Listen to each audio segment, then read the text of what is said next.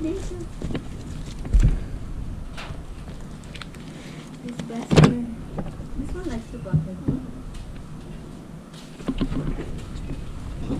Yeah? After push the color.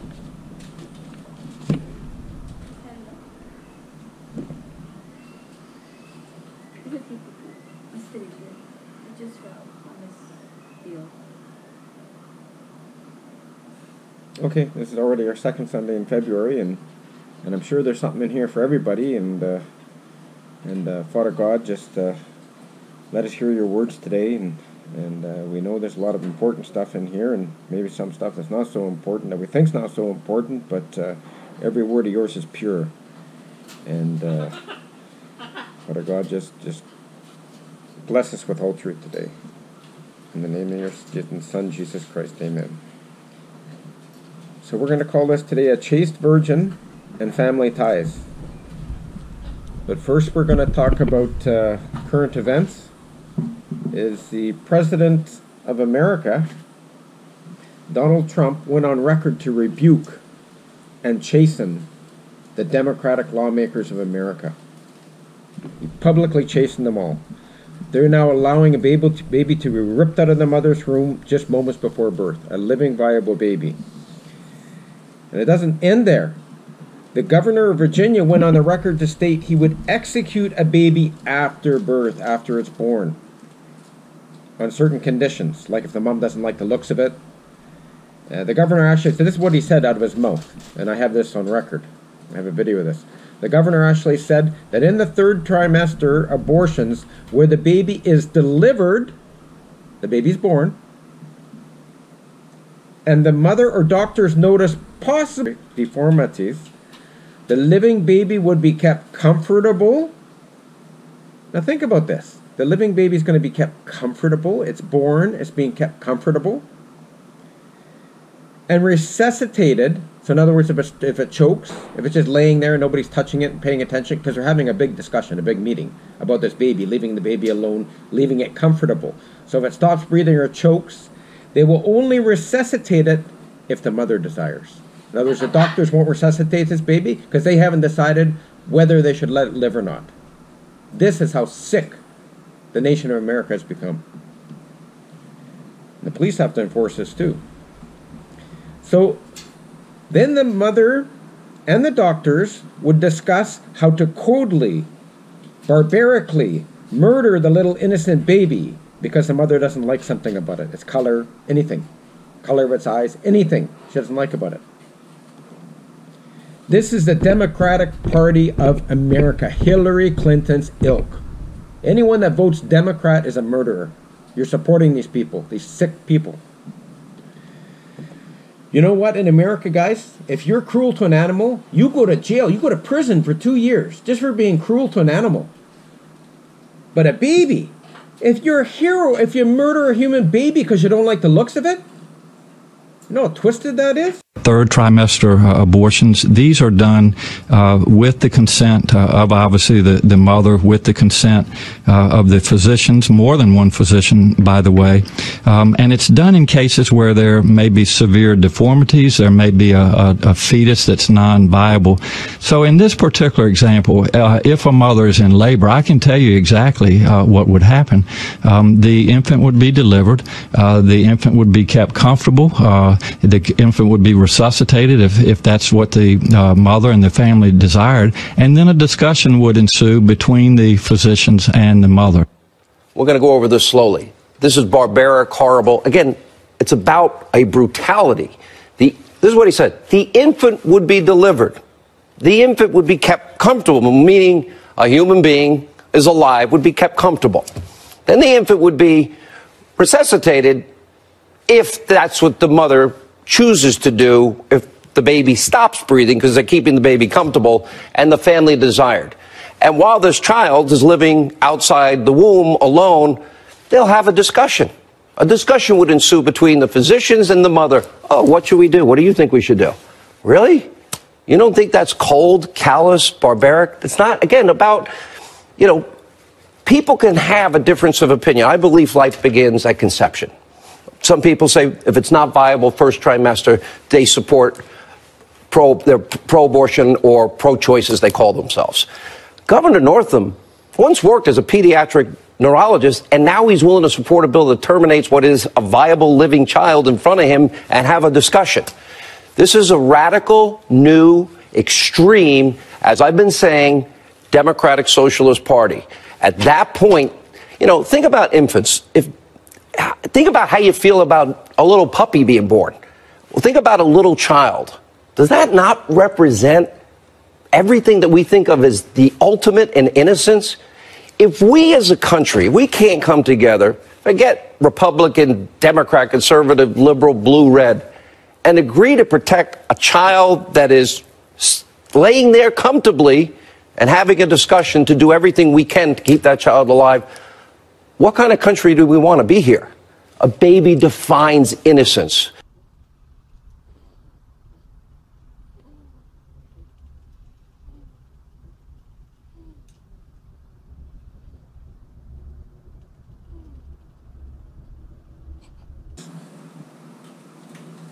Now let's see some scripture on this. We're going to go to the book of Psalms. Go to the book of Psalms 10. We're going to see what God says about this. He says a lot about this, but we're just going to stick with the Psalms for now. Psalms 10. It just made me sick when I heard the governor say that. In other words, Dante was born. She sat up. We didn't like what she looked like. Oh, just execute her, kill her. We don't need that kid. The chin's not perfect. Maybe the ears aren't perfect. Heads aren't perfect. Terminator.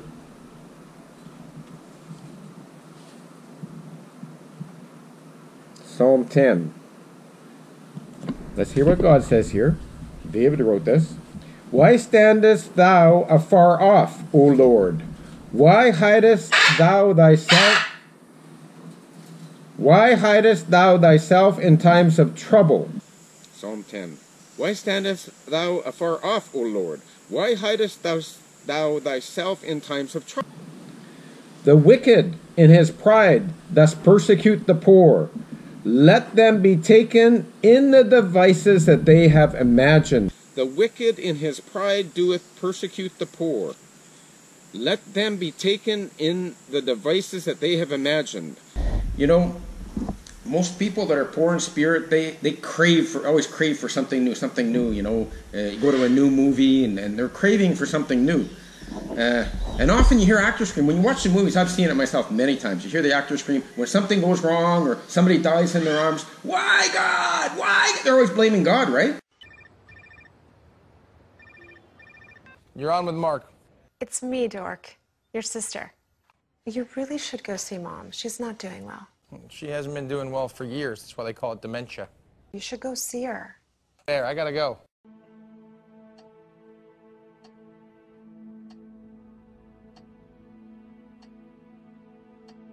I don't even know what I'm doing here. I mean, it's not like you even know who I am.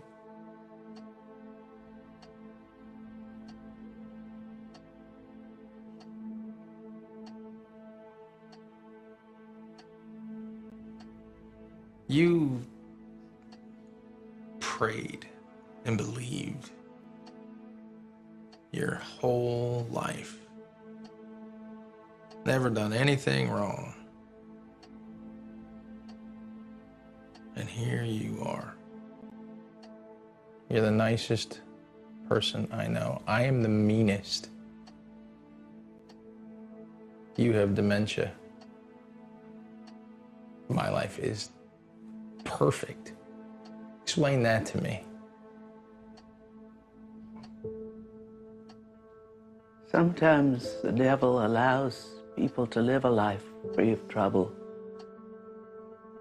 because he doesn't want them turning to God. Their sin is like a jail cell, except it's so nice and comfy and there doesn't seem to be any need to leave. The door's wide open.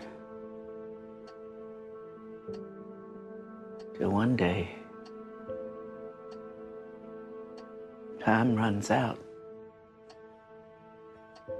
The cell door slams shut. And suddenly, it's too late.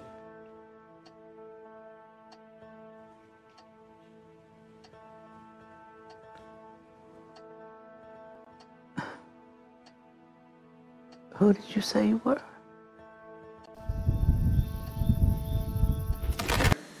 Well, you know what God would say to that? Why weren't you talking to me before? So they're only going to talk to him when something goes wrong and blame it on God? Please.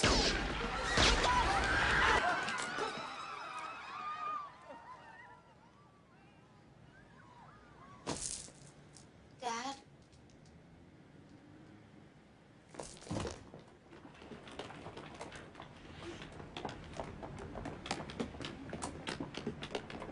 No. Oh, no. No! Mary! Mary! Oh, God. No! God, no! Oh, God, no, please! That's not what we do, but we're being taught that in the movies. You know? It's not that all movies are bad, but this is what most of the actors I see are doing. They scream and blame everything on God when things go wrong. And they're teaching you to do that. So,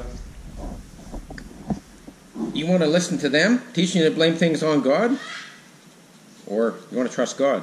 So don't blame anything on God.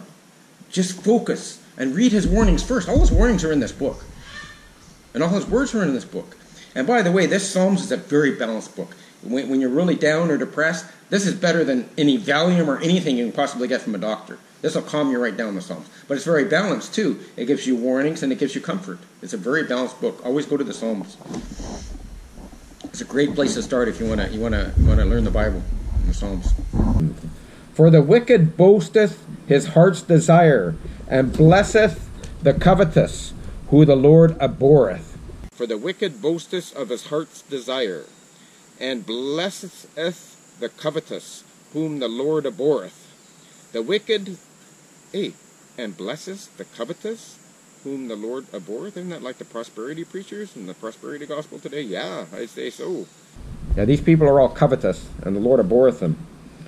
Verse 4, the wicked, through the pride of his countenance, will not seek after God. God is not in all his thoughts. Boy, the wicked, through the pride of his countenance, will not seek after God. God is not in all his thought. What did I say? If you're wicked, God is not in all your thoughts. Is God in all your thoughts? Is God? Think about that, guys. Everything you do. Are you thinking about, oh yeah, you know, let that battery, you know, it gives us power. But all the ingredients, all the chemicals, everything, God made that. That's God's creation. 5. His ways are always grievous. Thy judgments are far above out of his sight. As for all his enemies, he puffeth at them. His ways are always grievous. Thy judgments are far above out of his sight. As far as all his enemies, he puffeth at them. Puffeth. We got a puff adder. Why is it called a puff adder? Snakes puff? Men hiss? Puff? I don't know, puff. There's a lot of puffing going on in some of the church. He has said in his heart, I shall not be moved, for I shall never be in adversity. His mouth is full of cursing and deceit and fraud. Under his tongue is mischief and vanity. His mouth is full of cursing and deceit and fraud. Under his tongue is mischief and vanity. He sitteth in the lurking places of the villages, and in the secret places doth he murder the innocent. His eyes are privily set against the poor. And that's exactly what's going on. He sitteth in the lurking places of the villages. In the secret places doth he murder the innocent. His eyes are privately set against the poor. They're murdering these innocent babies, even after they're born. A sick American government that's now has the majority vote. But after Trump got on record and said this stuff, he now has 50% of the votes again, just automatically. So people know how wicked these Democrat leaders are. So then Trump asked Congress this week to pass legislation to prohibit abortion of children who can feel pain in the mother's womb. What an interesting statement. What an interesting statement.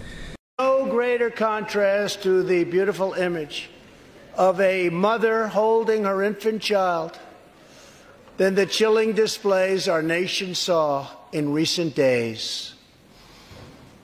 Lawmakers in New York cheered with delight upon the passage of legislation that would allow a baby to be ripped from the mother's womb moments from birth. These are living, feeling, beautiful babies who will never get the chance to share their love and their dreams with the world. And then we had the case of the governor of Virginia, where he stated he would execute a baby after birth.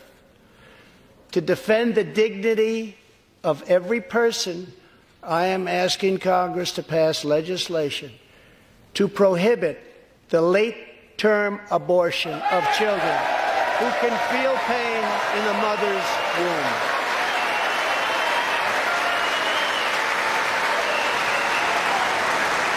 Now I've got a video clip of the Democrats, and their faces went all twisted and evil looking, just staring blank stares in their eyes when Trump professed this. He's going to make this new law.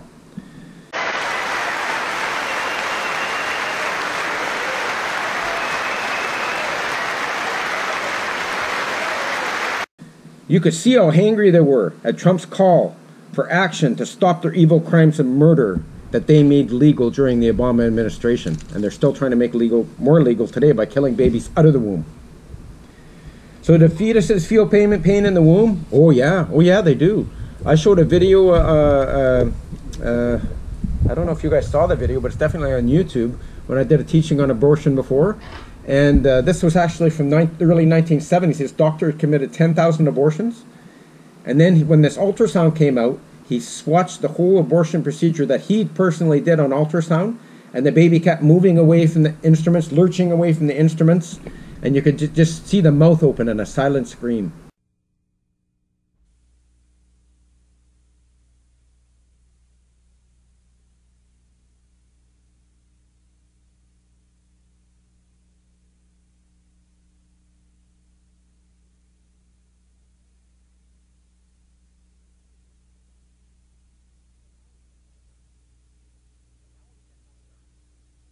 Now we can discern the chilling, silent scream on the face of this child who is now facing imminent extinction.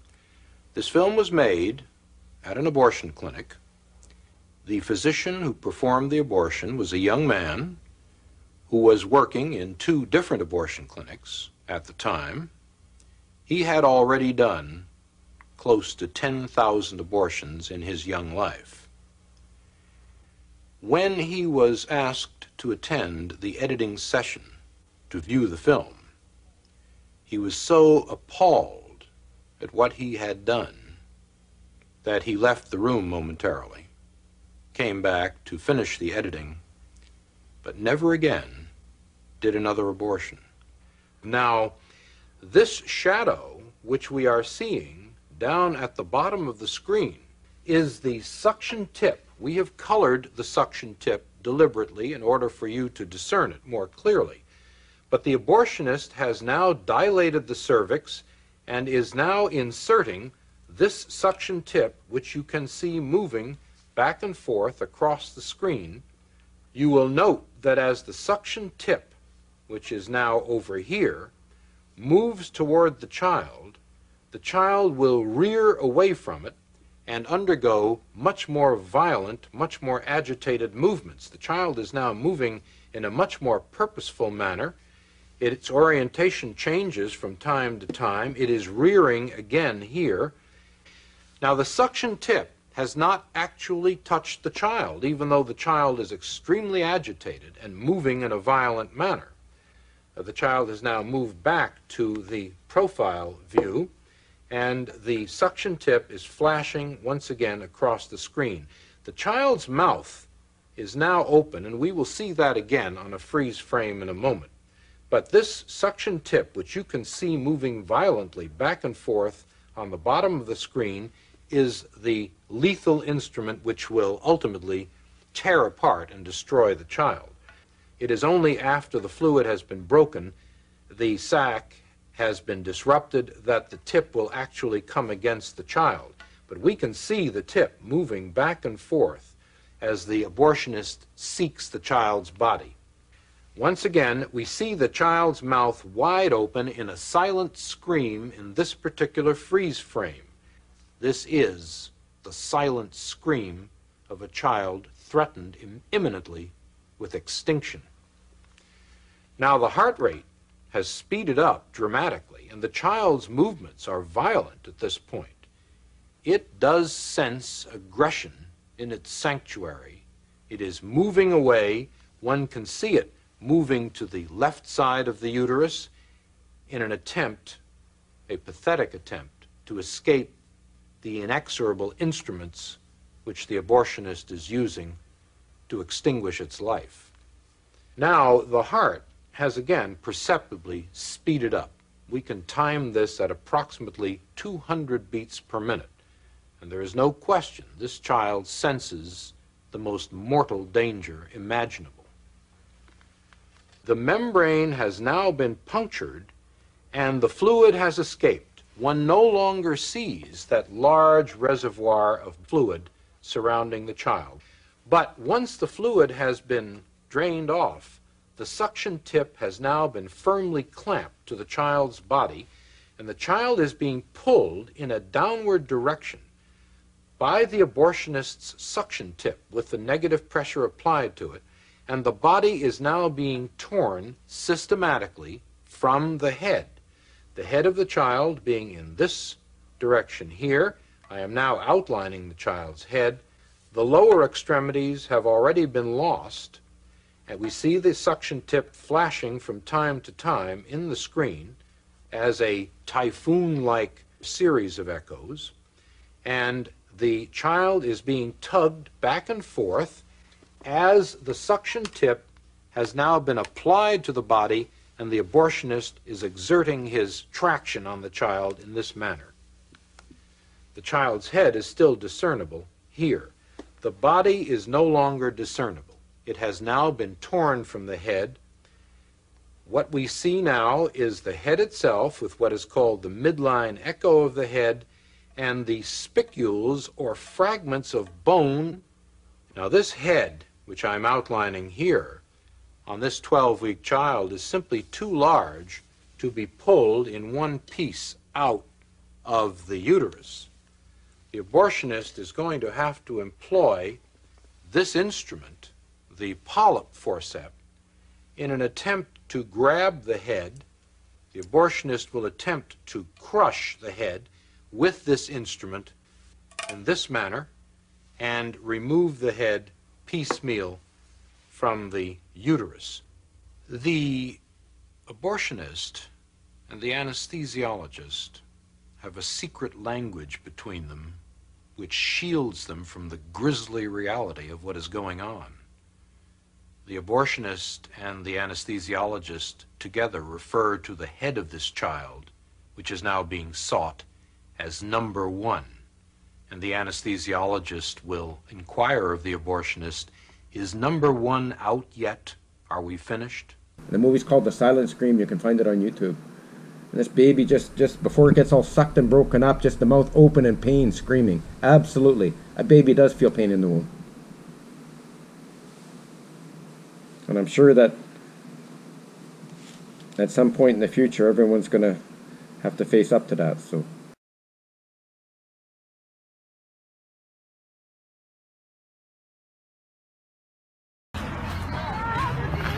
You want me to elevate her head? If anything. Where is the police? Sure, you can use this. I don't know, he's the nurse. Whatever you need. Somebody can help direct traffic. The guy blocked it off. He blocked out with his car.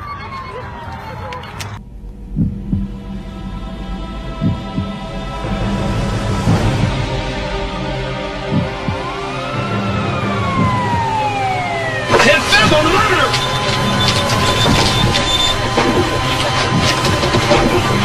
Mary, can you hear me? Check her pulse. Nothing. Charging at 200. Clear! Go, go! Go again! Charging at 300. Clear! We got her! She's back!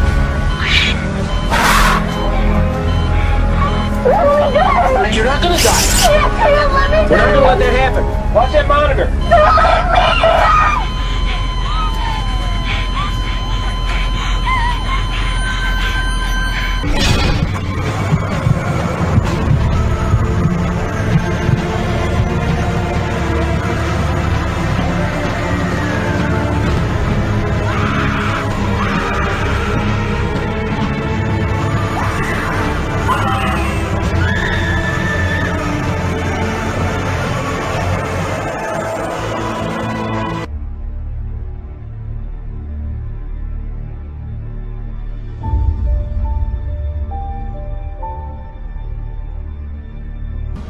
And the devil that deceived them was cast into the lake of fire and brimstone, where the beast and the false prophet are, and shall be tormented day and night forever and ever.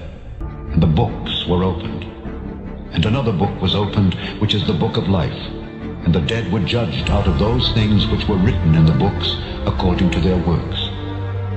And the sea gave up the dead which were in it. And death and hell delivered up the dead which were in them. And they were judged, every man according to their works. This is the second death. And whosoever was not found written in the book of life was cast into the lake of fire.